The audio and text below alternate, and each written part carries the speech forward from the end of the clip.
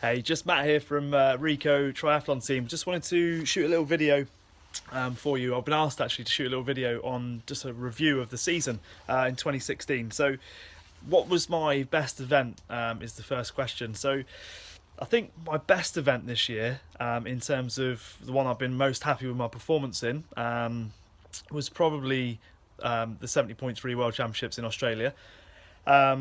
And why was that my best event? I think that was that pure and simple was I'd set my goal. I'd used all my preparation races to get myself really ready for that race. And my goal at the start of the year was to achieve a personal best over the distance. So I did that, and I did it. I did it as well as I could on the day. So all overall, that was probably my best event. Having said that, there were a number of really good events on the way up to it. And some quite high finishes as well. So that was that. Best result or highlight of the season, to be honest with you, in terms of sort of overall positioning and sort of calibre of the field, I think probably the equaliser was probably one of my favourite races. In terms of that, it was tough. It was really tough. The equaliser half Ironman. The other one I thought was really good was the Peaky Freaky, which is held in Somerset. That was a great little race. I really enjoyed it. It's so different. The views were stunning. We had a great day there in early March last year, so that was a really fun event. Best thing for me about being part of Team Reko, for me, obviously coming from a team sport background, originally in rugby for many years, is that kind of camaraderie. So I really enjoyed being part of a team this year in what is an individual sport, and obviously having the network of people around me who really know what they're talking about. Okay, because there's lots of people in triathlon with their own opinions and stuff. But what's great is within this team, we've got a real good network of people who actually know what they're talking about and have been there and done it. So the lessons I've learned from this year and what sort of in terms of training approaches and what am I going to take forward to next season, to be honest with you, I think the big thing for me is to enjoy the journey.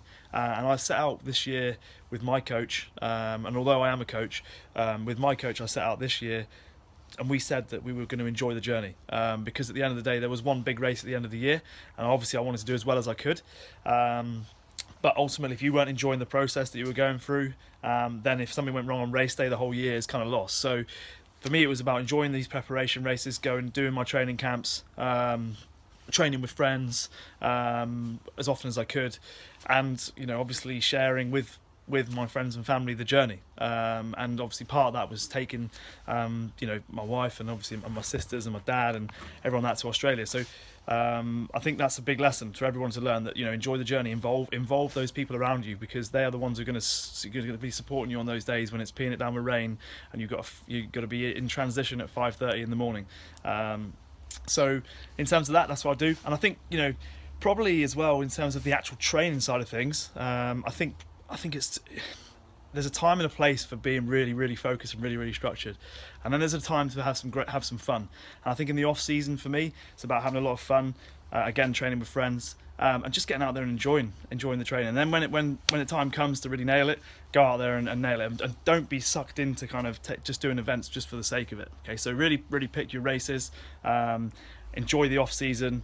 Have some fun, use it to work on your weaknesses. Right now I'm working a lot on strength work I didn't do during the season, because I needed to work on the technical side of my sport.